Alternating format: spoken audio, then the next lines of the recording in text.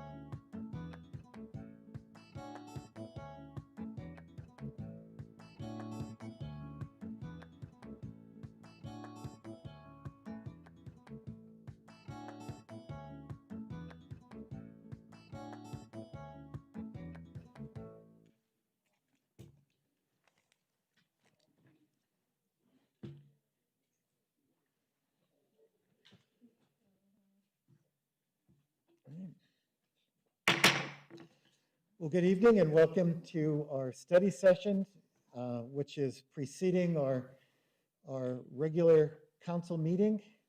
And actually, let me back up. We have a special session. No, we are ratifying a vote, if I'm not mistaken. Is that correct? That is on, all right, let me look at my notes again. Hang on here, guys. Thank you, council member. Here we go. We do have a PHAC. Thank you so much.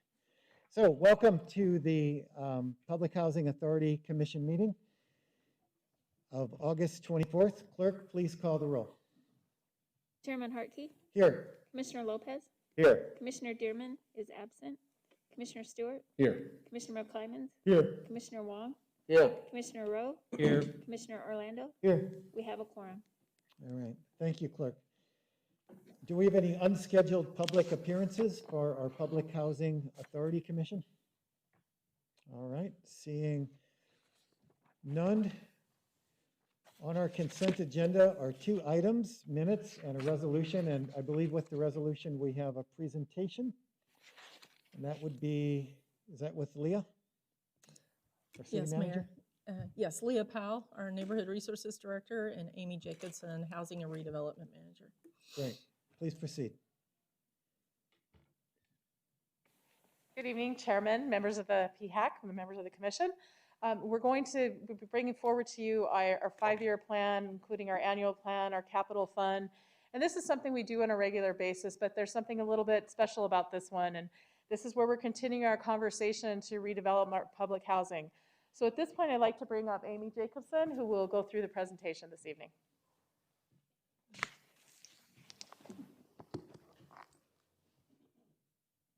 Okay, I'm going to take off my mask so you can hear me a little bit better.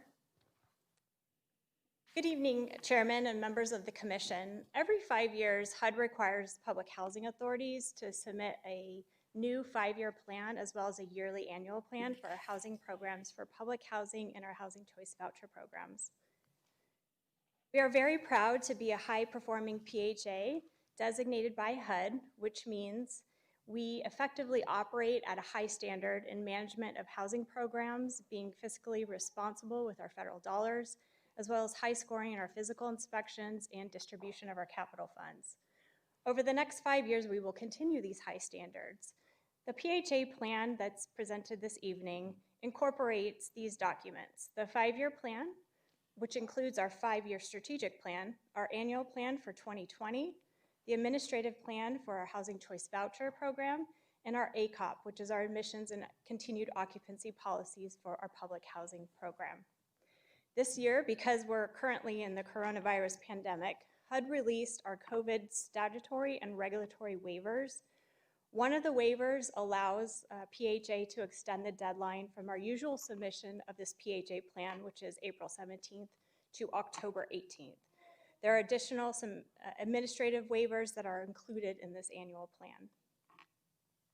We started reviewing our policies in September of last year, and we updated our strategic plan, which is our next 5 years. We conducted our required public comment period, which went from January 27th to March 12th, and had a public hearing on February 12th. We had resident advisory board meetings, which were 4 from November to March. This slide is just a summary of our policy changes. We updated our utility allowance, which we have to do every year. We also looked at our placement on our wait list notification. We currently had 30 days. In order to give staff additional time to notify residents that are placed on our project or wait list, we went up to 90 days. And our goal is to notify applicants as soon as possible, but we did allow for up to 90 days.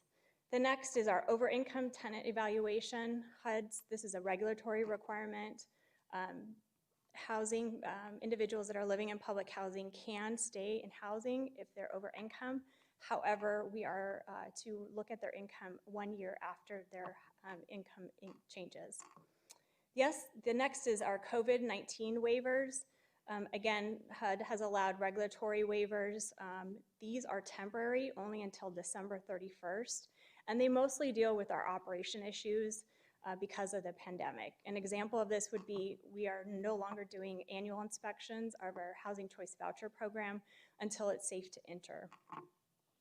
The next more important one is our 5-year strategic plan. Commissioner Rowe. Yeah, thank you. Yes, Chairman. Amy, question for you on the over income on that particular issue. I think that there was something about allowing people to stay in public housing for what, 24 months? Correct. And that's what it is currently. Correct. And that's per HUD. Correct. And we have an option of extending it or not extending it. So Chairman Harkey, Commission Member Rowe, so HUD allows for public housing residents to stay in housing. So if they increase their income over the income caps, we don't just kick them out. We allow them to stay and reevaluate with their income over that next year, because there could be income changes, which then would allow them to stay longer if they have a decrease of income. So HUD is just saying, keep them in housing at least for another year, and then thereafter you, as the Housing Authority, take a look at their income to see where they're at. They will continue to pay what we call flat rent, which is majority of their income, which is 30% of their income, to housing, and that's that flat rent. But we do evaluate their income after that year if they are over income, and that's a HUD requirement. Okay, so I still don't, evaluate is a good word. However, let's say somebody exceeds the over income and they do it for what, 24 months? Is that the period?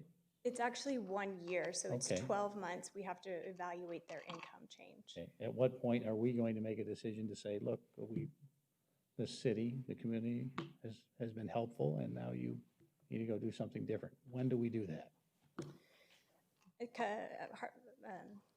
Chairman Hartkey, Commission Member Rowe, so we will look at their income. So say, for instance, if their income is still the over income, what we'll do is we'll continue to work with that family to provide other additional housing options to allow for those that are currently on our public housing wait list to go into housing, which will free up that unit for another low-income family. So we'll continue to work with them.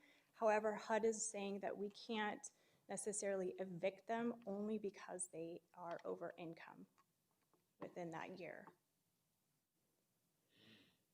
So for what period? For how long? We'll continue to evaluate them up to year after year. So within that next year, if they are still over income, then we'll continue to work with them. This is something that HUD is going to continue to provide us additional guidance as a housing authority, but it's something that they are required in our plan currently to make sure that we, again, don't evict families just because they may be 1,000 or 2,000 over the income.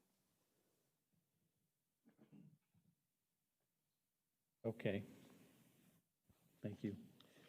So I think what I hear Commissioner Rowe asking is at what point do we tell families that, hey, we've helped you, we do want to make this space available for another individual or family? What's the criteria that we would actually assist them in moving out of the Chandler provided public housing? Is that good? Thank you. Chairman, I would think at some point people would move toward a market rate, and whether that was incrementally over time or something like that, but it would seem like there'd be a procedure and a process. Work with them is a little vague is the question. So, do we have a point where they eventually become where they're paying market so we can extend a hand to someone else? Great. Chairman Hartkey and Commission Member Rowe, I understand the question, and I think the issue is in regards to the time frame, and HUD just provided us guidance related just to the evaluation of their income. So again, we will continue to work with that family to provide them other affordable housing resources or units, whether they be, located in Chandler or elsewhere, to continue that stabilization for that family. Ultimately, that's their goal, is to reach self-sufficiency, so they're not utilizing our public housing unit if they are over income. But it's a responsibility as a housing authority to make sure that we document that file year over year to make sure that that housing or that family, there could be, like I mentioned, there could be a lot of changes that were happening with that family. Somebody may lose a job, et cetera, especially during this time. But it's important that not only are we working with the families to provide them additional resources and units, but we're also looking at their income and we document that. And again, HUD hasn't been completely clear yet. We're still waiting on guidance related to that PIH notice 2019-11. And we can come back with further information to the board once we have that final determination. But again, what is clear in that notice is that we have to continue to A, work with that family, and B, look at their income, even if they're over income. Okay, that's fine. This might not be the right time to discuss it or whatever, but it would seem to me like if someone is exceeding and exceeding and exceeding, good for them. And I would say we should have a very clear path towards helping them move on and just become a regular part of the community. And so evaluation, I don't think it should be from one generation to the next generation to the next generation. Your children or whatever. It's like, at some point, thank you. I hope it's been a good deal. We hope you'll go off and do something different. Other people need the housing. So I hope we'll get to that. I don't know if that's possible. Is that possible? Chairman Harkey, Commission Member Rowe, absolutely. We work with our families. As I mentioned at the last commission meeting, we do have our self-sufficiency program. And my hope is that we've been working with that family under that program, that they will have additional self-sufficiency later. But again, unfortunately, this is a regulatory requirement. They're still allowed to stay in public housing. We just have to look at their income every year to make sure that we are documenting we're providing those resources and services to that family so they can transition out of public housing, absolutely. I just don't think we're hearing each other, but thank you. Commissioner Lopez. Do we have any families currently living in public housing that are over income for more than a year? Chairman Harkey, Commission Member Lopez, I would have to get back to you. I don't know that specific number. Okay. Just wondering if we even have this issue. But, okay. So let me try again here. Could you give us the criteria for residents staying in and the criteria for them moving out? So these are the steps that are taken. I believe that is what Commissioner Rowe is asking, is what does evaluate mean and what's the criteria that moves them out other than checking their income? What are the steps and how do we do that from A to B? I think you've tried to answer that, but if you could get that to us, that would be helpful. Sure. Commissioner, Chairman. Let me see if she's going to answer first. Go ahead. Chairman Harkey, so in terms of public housing, that is properties that the City of Chandler Public Housing Authority own and operate.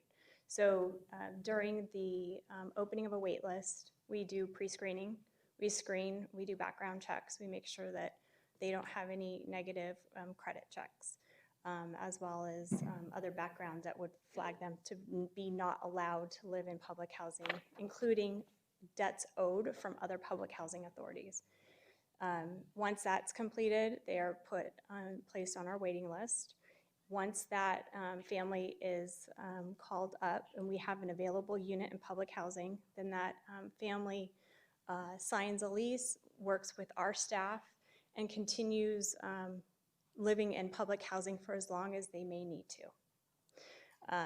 We do have the Family Self-Sufficiency Program, which we try to capture as many families as possible. However, we only have 60 slots in that, but our housing specialists work with our public housing families on at least a yearly basis, and any income changes depends on how much rent they pay. So in public housing, they pay 30% of their income to rent, and the difference is subsidized by the federal government. The rent is paid to the housing authority. So in the instance of families that have higher income, we then receive higher rental payments than from those families. For incomes that are higher above what the cap is for low-income families, they pay a flat rent. And that flat rent, they will continue to pay, and we will continue, like I said, to evaluate what that income is, because there could be a change. And HUD is just saying that we don't allow those folks to be evicted just because they have a higher income. We'll continue to work with that family year over year to make sure that that family can exit out of public housing into another affordable housing unit or market unit, and have that stability for their family. And so generally that's what the public housing program does, and how we want to make sure that we elevate our housing up to that level so families do become self-sufficient. Ultimately, as we turn over units, that means the more people we can house on our current housing list. We have over 1,000 families currently on our wait list. Our waiting list is now closed because we have a long waiting list to serve those families. But again, it's something that we provide. We only have 303 public housing units. We wish we had more, but of those people that are on the wait list, the amount of available housing right now, at least for public housing, is just the 303 here in Chandler. I understand that. Okay.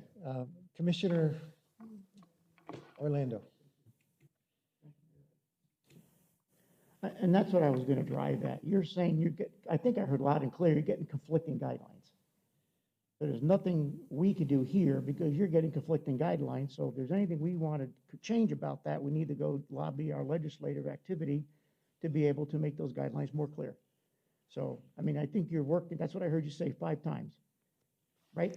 Yes, Okay. Commission Member Hartkey, Commission Member Orlando, that's exactly right. All right. And we look at, when we do a public housing plan, regulatory changes and administrative Got it. changes. And unfortunately, this was a regulatory change that we had to Understand. change. So if we want to do something about that, it needs to be done from the federal level to give you more guidance. That's correct. Thank you. Commissioner Wong. Normal, regularly, how many opening every year? How many housing are available every year? Chairman Hartkey, Commission Member Wong, we currently have only 303 public housing units, and we have 486 housing choice vouchers, otherwise known as Section 8. In addition to 11 affordable housing units that the Housing Authority owns and operates, and that is all that we have in our current inventory. Yes, I understand. My question is, every year, how many new tenants can move in?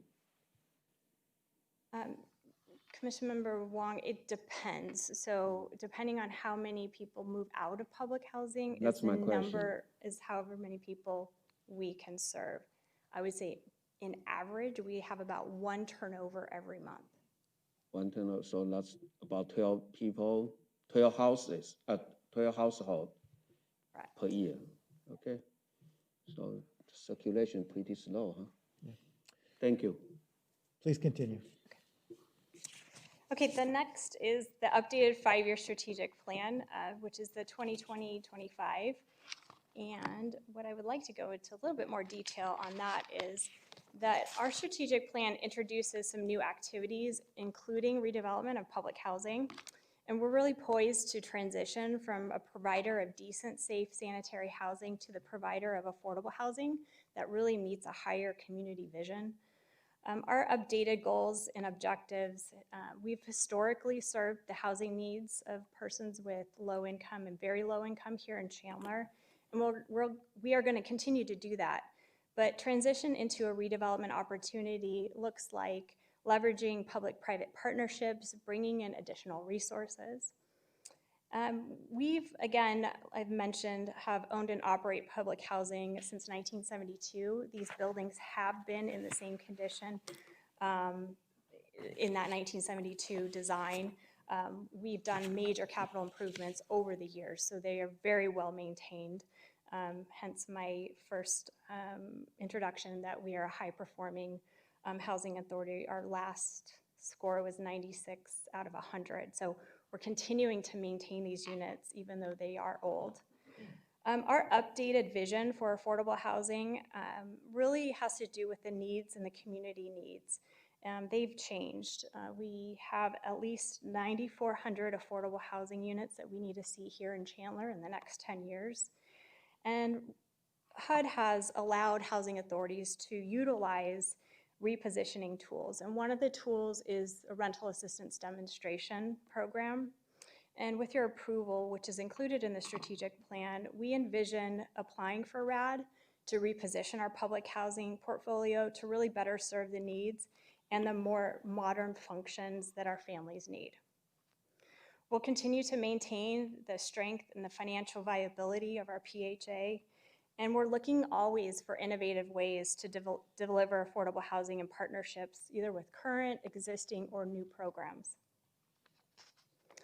So why repositioning? Federal funding has not kept up with the capital needs. As I mentioned, we do get an allocation of funds every year for capital funds. However, we need additional dollars. So we had a capital needs assessment done on all of our public housing. And over the next 20 years, we need about $22 million.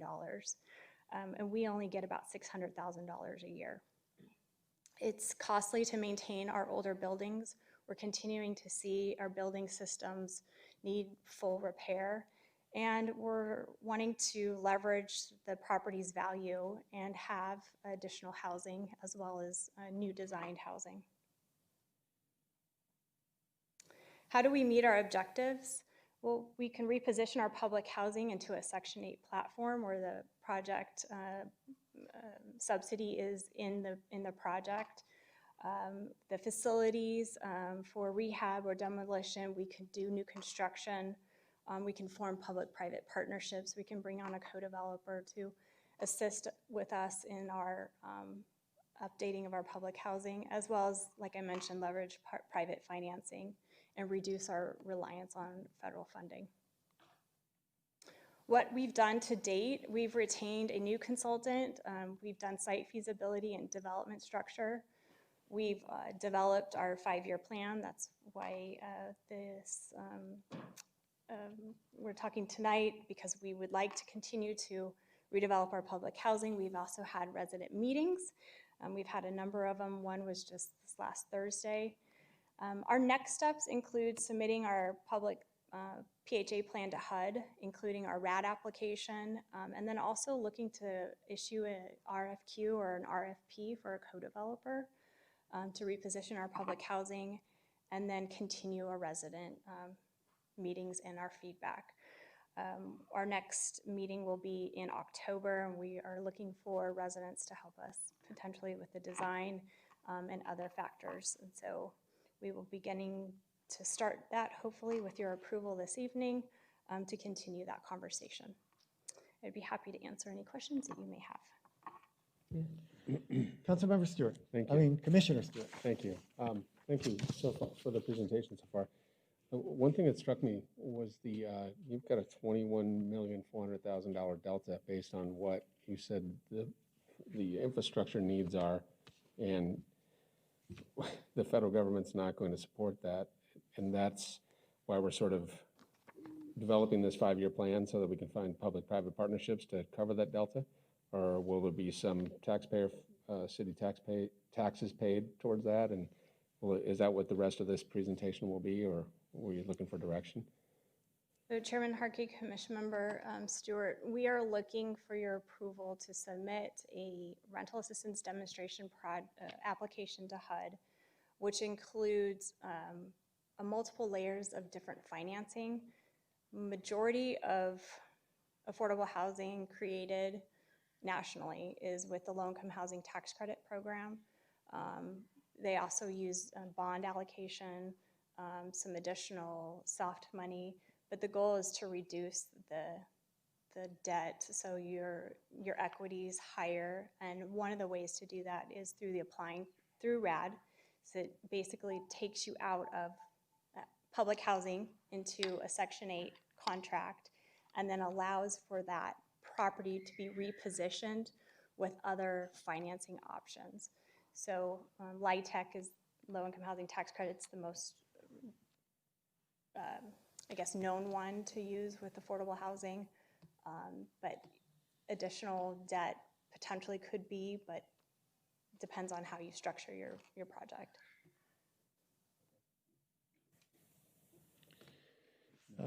Commissioner Orlando, then Commissioner Wong. Thank you, Ms. Jacobs. This is a really good report, and we're moving towards that goal of this private partnership. I think the last time we spoke about this, the consultant indicated that, to go back to Commissioner Stewart's question, that this is normally self-funded by the actual developer themselves. And the city's partnership is obviously the land. Is that correct? Chairman Harkey and Commission Member Orlando, that is possible in a development structure. And I know you mentioned a couple other possibilities just now. So it's just a matter of getting this plan approved today. We got the consultant on board. They'll give us some options at a later date in which then we could take a hard look at it. But the vast majority of the options, if I can recall, were pretty much funded by the developer agreements and that type of activity. Correct. If the development structure where the housing authority owns the land and leases it possibly to the developer, there's multiple ways that the partnership could look. But on the onset, if you just transitioned right into RAD and you just want minimal, financing, there wouldn't be a lot of additional debt, I guess, to the project. Right. The developer would bring in their experience and sometimes use their own developer's fee that would be deferred for some years related to however the deal is done. And I don't need an answer today, but could IDA bonds be used for this? Or Yes. you do have the answer? Yes, Chairman Hartkey and Commission Member Orlando, yes, you can. Either 4%, which is bond allocation, or 9%, which is a competitive process through the low-income housing tax credit program, which a developer would bring that expertise in the ways to to finance out of public housing into a Section 8 platform for these public housing units. So the needs are rising and the revenue stream is decreasing, so we need to be creative here. I love it, so thank you very much for bringing this forward. Appreciate it. Looking forward to future discussions on how we're going to do this. Thanks. Thank you, Commissioner. Commissioner Wong. Well, Amy, right now the program is annually renewable for any applicants when they get admitted. Then as long as their income level and other qualifications meet the standard, they can renew the contract with PHAC every year, right? And Chairman Harkey, Commission Member Wong, I don't know if I understand your question. Is it regards to residents being income qualified for public housing? Yes, the tenants, the person who qualified once they get in, because we have long waiting lists. According to you, we have 1,000 families are waiting. So for the people who already get admitted, their contract will be renewed every year as long as they keep qualified, right? Commission Member Wong, absolutely, that is correct. Yes. So I understand those laws and regulations is governed by the federal government, but for the city commission, for us, for PHAC commission here in the city, do we have the power to apply maybe some kind of term limit? Term limit, what I mean is, okay, you get in after 3 years. So termination is the word you're looking for? Yes, okay. Termination. After 3 years, if you still are on this program, well, you need to reapply. You need to join the waiting list. Do we have this power to apply this kind of provision? Commission Member Wong, I will have to get back to you to further investigate and research whether that would be allowed under the regulatory requirement. HUD is issuing additional guidance related to that. So if you would allow me, I would be happy to. Sure, definitely. I just feel it's unfair for the people who have been waiting there for year after year, and somebody can be there and stay there for year after year. And so if we can vacant them, then we can have lot new people coming in. So my question is, let me summarize. My question is, does this commission have this power to apply that kind of provision? Commission Member Wong, I think I would have to get back to you related to whether Sure. or not we'll be able to terminate a lease that we have with the family if they are over income for a certain number of years. Sure. So I will have to get back to you on that. And second question? Yeah. So my second question is, I remember that you have a presentation about we have two kinds of property. One is scattered, mingled with the community. Another one is kind of cluster, is concentrated on one area. And do we have any plan to give up the scattered or to go to another, to go to either directions? Okay, let me explain a little bit more, I'm sorry. So we have two kinds of property. One kind of property is we have house, individual house within communities. Right. It's one here, 2 layers, 3 layers. Scattered site housing. Scattered, yes. Another is we have concentrates. Okay, maybe there's 10 units or 100 units at one place. So I remember in your presentation, we do ask the question, are we going to change our direction to make it only one kind of property only, or are we going to keep the way it is now? Does the state have any recommendations so far? Chairman Harkey, Commission Member Wong, I believe through our consultant will help us devise a development plan that would address your questions, whether we continue to keep our 103 scattered sites or we focus more on our multifamily properties, which are a total of 5, one being a senior property. And I think I could better answer that as we further develop our development plan and after we retain a developer, co-developer, because ultimately, financially, we would want to make sure it's the best decision for the city to move forward, whether we either sell, our scattered sites or we focus on our multifamily sites. So unfortunately, I don't know if I know that answer this evening, but it's definitely something that we're working through as we continue down this road. And do you have any timetable that when are you going to make this presentation to the council, to the commission? Sure. Our goal is within the next 60 days to apply for the rental assistance demonstration. By just applying to HUD does not mean that we were approved. So it will take at least up to 90 days for HUD to respond to a housing authority as to what you would like to do with your housing inventory. No. And at that point is when we'll know what those development scenarios will look like. Now my question is, when do you expect to make that kind of recommendation about which direction we are going to go? Are we going to? Probably early next year. Yeah. Early next year? Yeah. Okay, thank you. Yeah. Thank you, Amy. And again, it sounds like we will have, both PHAC and council will have several decision points as after you meet with the developer advisor concerning the process, the timing, and everything else. So, all right. Thank you so much. Anything else? All right. So council, we have 2 consent agenda items on our PHAC. Is there a motion? Or Commissioner. All right, Chairman. Commissioner Chairman. Lopez. Thank you, Chairman Harkey. Yes, I would like to move for approval of the Public Housing Authority Commission meeting for Monday, August 24th, line items 1 and 2. All right, is there a second? All right, second by Commissioner McClymans. All right, please poll the commission. Commissioner Lopez, Yes. Commissioner Dearman, Yes. Commissioner Stewart, Yes. Commissioner McClymans, Yes. Commissioner Wong, Yeah. Commissioner Rowe, Yes. Commissioner Orlando, Yes. Chairman Hartke. Yes. Motion carries unanimously. All right, thank you, commissioners. That concludes our PHAC of today. Thank you, Vanessa.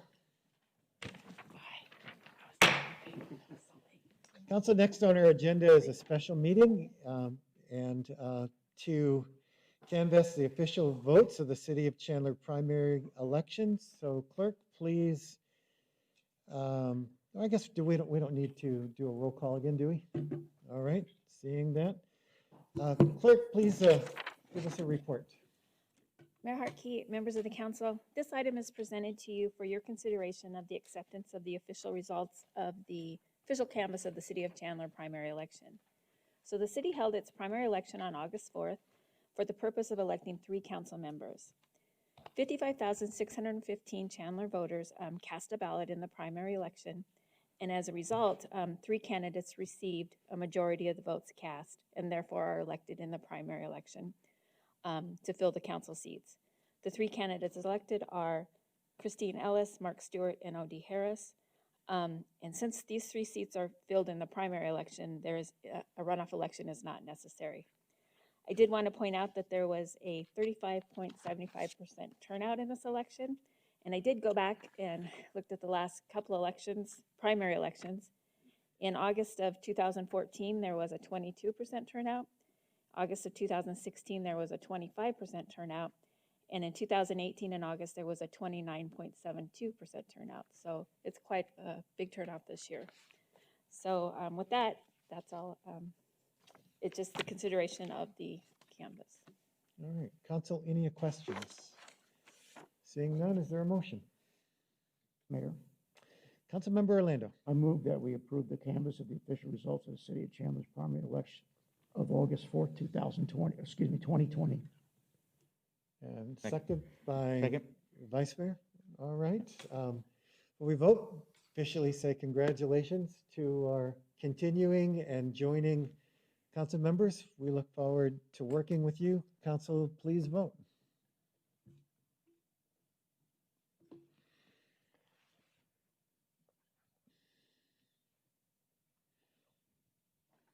Motion carries unanimously. So before we stop, I just have a curious question. Obviously, this is a function, but is there ever been a case where the council has ever voted no? I mean, is that, obviously, they're voted in by the voters, but is there, this almost seems like we're voting, but there's a one-way road here. Is that correct? Mayor Hartke, in my experience, I've never had a no, but I could go back and do some research. It just seems like something we are required to do, but it's just what we will do, so. I guess if the election was maybe, Yeah, yeah. Red tape. all right, yes. Councilmember Wong. Yeah, I think this vote is basically that's my hypothesis. It's basically to confirm, Sure. okay, the data is real.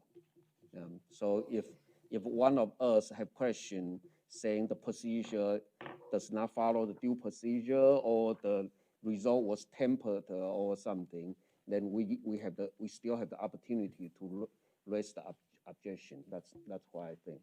All right, very good. Well, with that concludes our special meeting.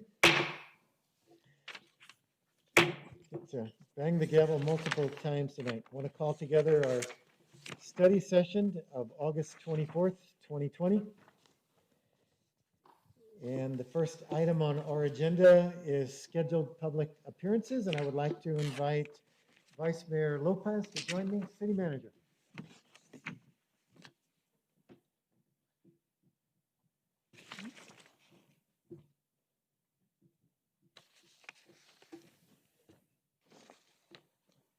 Didn't see the agenda.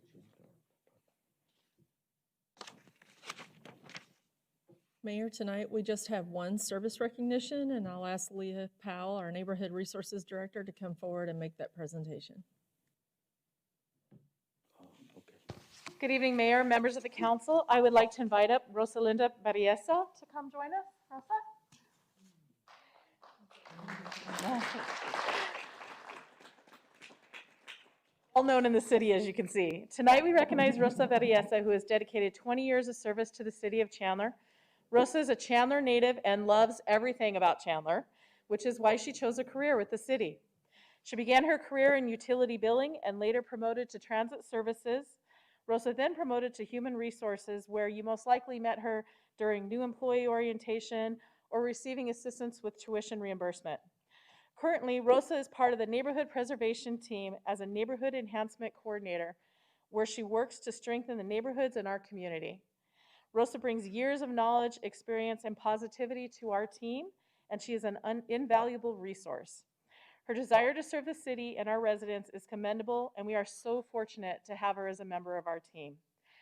I want to also recognize her husband is here with her tonight, David Barriesa, who is also a city employee, and their two beautiful daughters, Jaslyn and Kayla, who is this her first public appearance. Congratulations, Rosa, and thank you for years of dedicated service.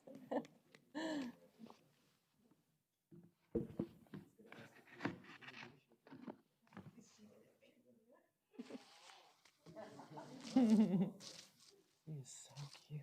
Oh my God.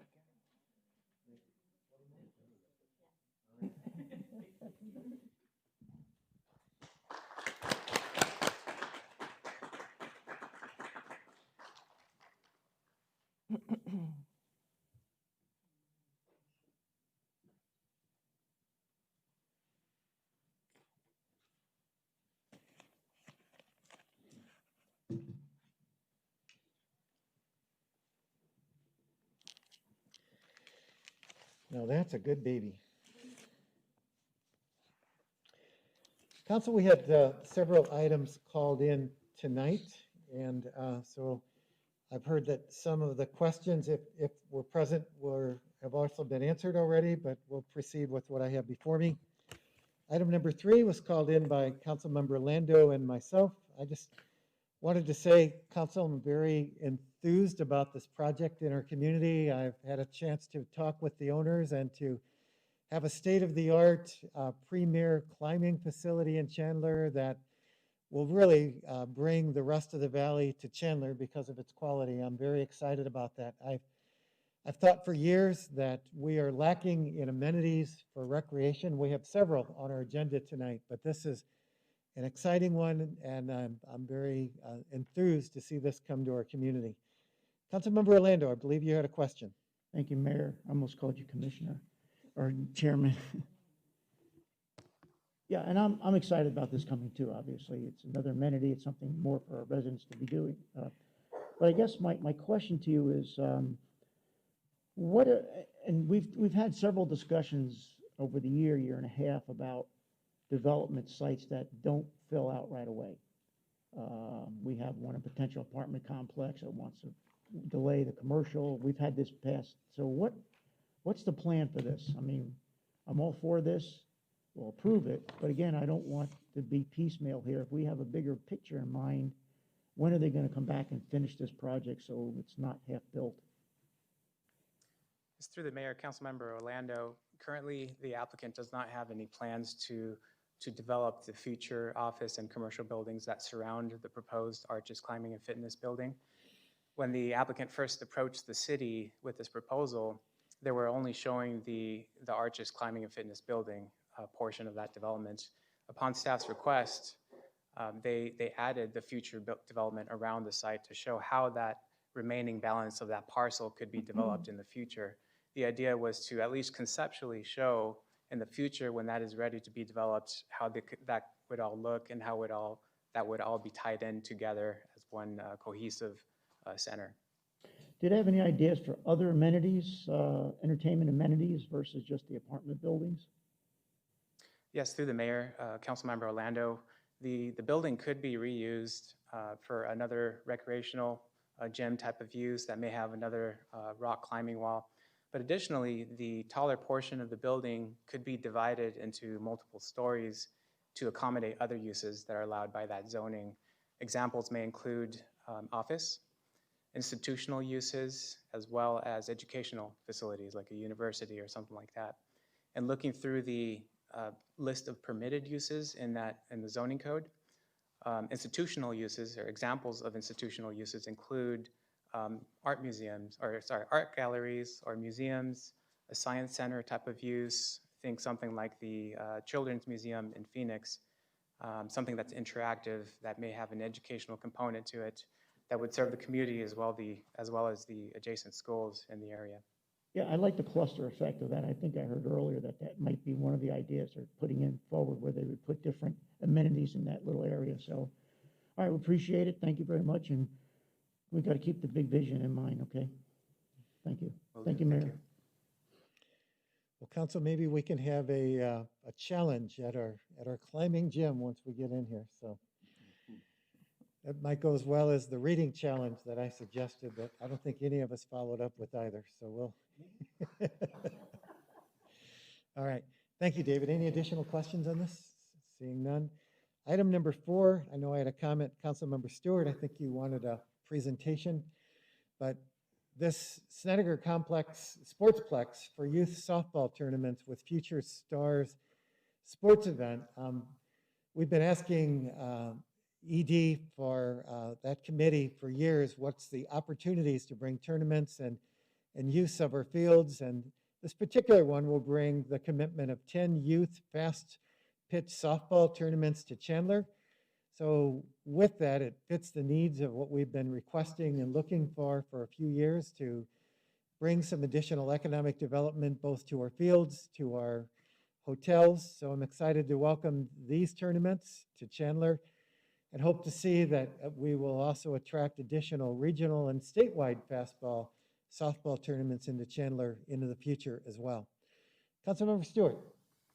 Well, that is exactly what I wanted to hear, and I wanted to hear a little bit more about it. I know it's something we've been talking about at Mayor and Council and the Parks and Rec Board, and I'm just excited to hear a little bit more about it. I want to take an opportunity to let you share that with us and the community tonight. So love sports tourism and the idea behind it. It's a great way for a community without a lot of golf courses to bring people in on the weekends and the weeks in the summer. Thanks.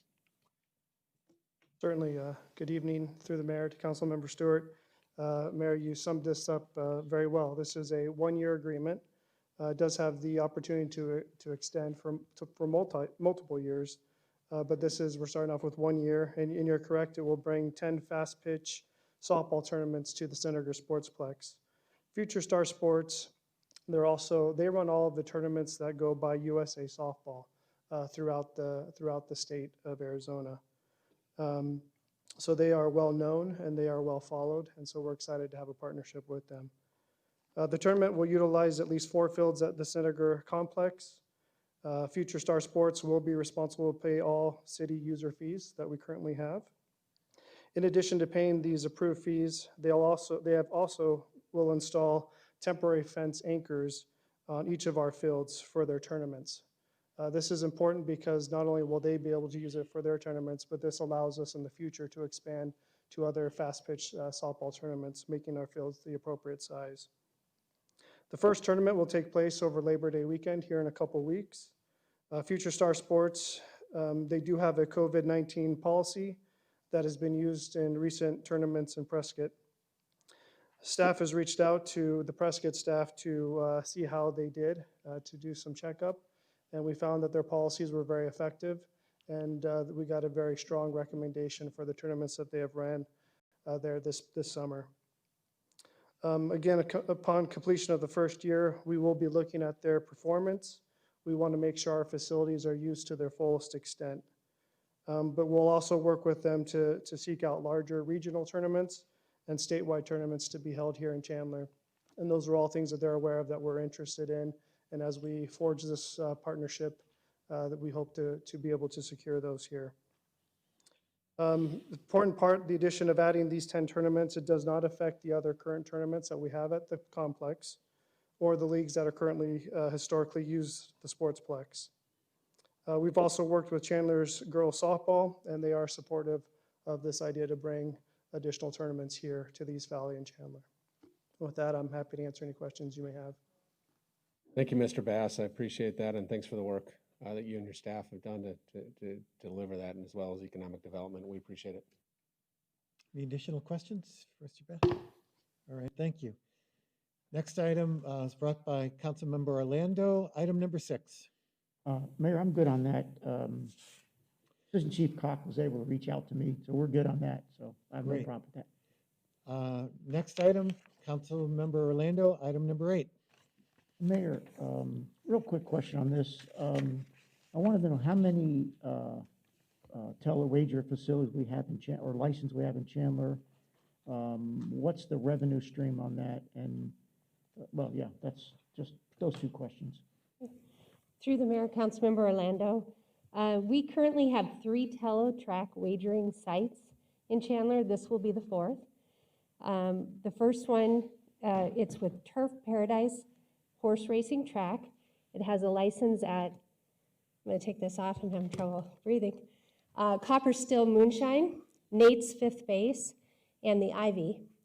The one that is on the agenda this evening is American Greyhound Dog Racing Facility, and it will be an additional license at the Copper Still Moonshine location. And the annual revenue stream on this is $1,200 a year. There's an annual renewal for this license of that amount. And then there also, it is a taxable activity under amusements at 1.5% for the wagering. Great. Thank you, Mayor. Appreciate it. Thank you, Don. Appreciate You're it. welcome. All right, any additional questions or comments on this? All right, item number 13 was called in by me. Council, as you recall, several years ago, we had a water main break that went under the 101 and caused a lot of consternation and a lot of rerouting, which our staff creatively did. So this contract is for reevaluation and design service for the water and sewer lines that cross the 101 and Loop 202 near Price. As we know, this is a main water line and it's very important for service to all of West Chandler. So I did have a question, and I asked City Manager earlier today, is we've gone to ADOT to ask them to partner with us, and as well as the legislator, COVID got in the way of us being able to seek some partnership with the state on this particular project, but it's my understanding that we are still seeking to find 50% partnership with other, City Manager? Yes, Mayor, as you did say, we were working with the governor's office, his budget, through ADOT to try to get reimbursement for approximately 50% of the cost of this, since these water and wastewater lines were constructed with the 101 and 202. So Ryan Peters has been very involved in that, as have you, Mayor, actually last year. So appreciate that, and we'll continue that for this next legislative season.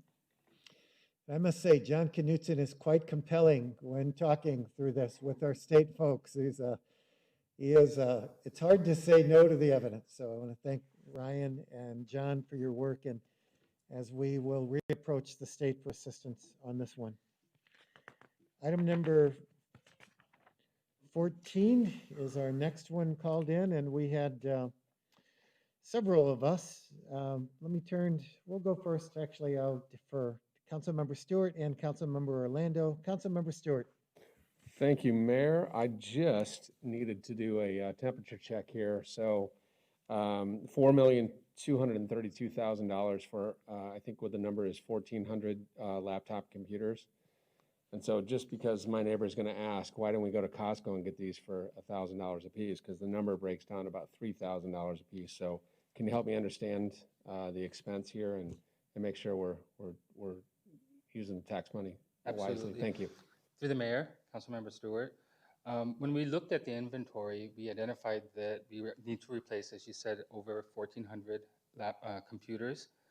In the spirit of mobility and enabling our staff to be more nimble to react to circumstance the way we've experienced in the past several months, As we were entertaining and researching what type of computing device to get, we looked at 5 factors. We looked at quality, we looked at reliability, we looked at performance, durability, and then, of course, support.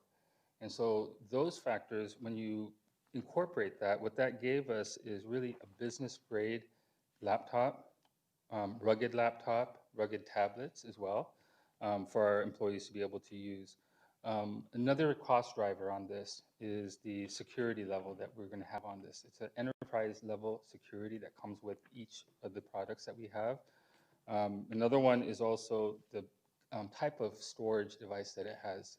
The consumer products that you'll typically find at retail will have a fairly outdated storage device. What these will have is actually flash storage. What that means for the typical user is that when they power up, power down, as they're navigating through various applications, they won't see that lag time. In one user experience, it might seem minimal, but when you actually total that up, that's actually a fairly significant impact to productivity as a whole. The other part is also the amount of coverage that we do for all of our devices. Each device, when I say device, I'm referring to laptops, of course, tablets and rugged laptops. Each device will come with a 5-year Pro Plus plan for accidental damage. That means if we drop it, if there's damage to it, it's covered, and we can actually work with the vendor to get parts replaced, or if needed, the entire device replaced. The second component from a coverage standpoint is the ability to actually control, monitor, and locate a device. As obviously, these are laptops and tablets. They can get lost or they can get stolen. With this, what will be included with these purchases is the ability to track anything that gets lost or stolen, and the ability to remote wipe. So obviously, we want to keep things secure, so we have the ability to control those devices as well. Finally, in this retail outlet, when you talk about, like you said, $1,000, we looked at all of the different product out there. They range anywhere from $500 to $1,200 is what we saw on average in most of the local outlets, as well as online. None of those product actually contains those costs that I associated to earlier, as well as any of the peripherals that are being purchased along with it. By peripherals, we're talking about the keyboard, the mouse, the docking station, and for those functions such as GIS, plan review, AutoCAD, design review, and then various enterprise software products that we use at the city, the typical retail type of a laptop is not able to, on average, accommodate for most of those types of usage. And so that's really what's the cost driver. We did also another analysis that if we were to take the average between $500 to a $1,200 unit that you can buy from retail, with the quality of what you get and with the lack of some of the product support that we talked about, we average about maybe a 2-year lifespan. These are all on a 5-year lifespan, and if we were to be servicing as well as replacing on a 2-year basis versus a 5-year basis, some of them might last longer, some of them might not last as long.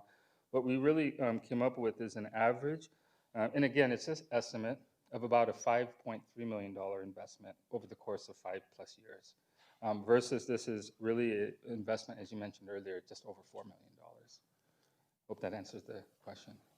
No, that answered my question. That was very thorough. Thank you.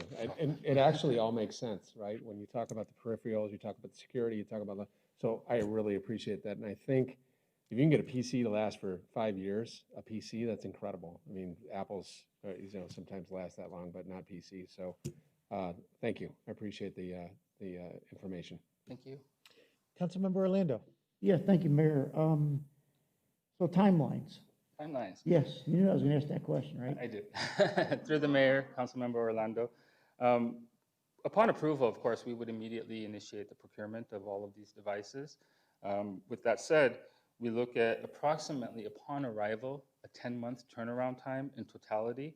Of course, things happen during the year. If a situation occurs where there's interruptions with productivity, whether that means because of the pandemic, there's limited resources, human resources is what I'm referring to, that can be anywhere from 10 to 12 months, and it's the unforeseen that can extend it. But barring anything unforeseen, we're estimating a timeline of approximately 10 months. Good. And obviously, if they're being piecemealed in, you'll be, that's part of that 10-month timeframe, right? Through the mayor, correct. Councilmember Orlando. Thank you very much. Thanks, Mayor. Councilmember Rowe. Thank you, Mayor.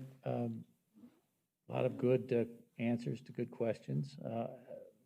I'm wondering about monitors, because clearly a computer or laptop is going to have a limited monitor.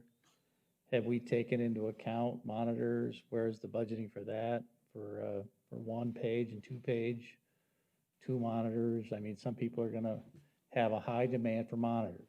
So how is that going to be taken into account? Through the mayor, Councilmember Rowe, we actually do take into account the various business functional needs for monitors.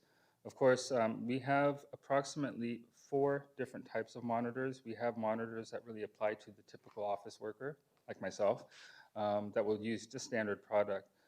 Those are the 22-inch monitors. We also have those that are larger for 24-inch monitors. It could be either because of vision issues, things like that from an employee standpoint, but it can also be because of the job requirements, that they just need a larger monitor. We also have monitors that would actually support the job functions I mentioned earlier, CAD, Adobe products of sorts, plan review, and then those GIS functions as well. So it incorporates monitors, and I have a breakdown of the number of units for the different types of job functions, and as well as the cost for each one. And so we did actually take a survey of all of the existing inventory, all the different job functions today, and then kind of do a like, from a monitor perspective, do a like for like, so that we're not losing any kind of productivity from that standpoint. Oh, good answer. Thank you. Council, that was the last item called in. Is there any questions for Sandeep with this or any others? Item Councilmember 16. Orlando. I'm sorry, I should have been recognized first, forgive me. Item 16, timeframe on that as well, the Microsoft. Thank you. Microsoft 0365, through the mayor, Councilmember Orlando. We are still in the final stages. We're going to be with this procuring the licensing. We're also going to be onboarding some professional services support and then putting together a schedule for that. We anticipate with the migration, and then the cutover, it's going to be approximately 12 months, possibly more. And again, it depends on just things like the service disruptions that may occur through the course of that time period. But what I will do is commit to providing an actual, once we have a project schedule built, a follow-up.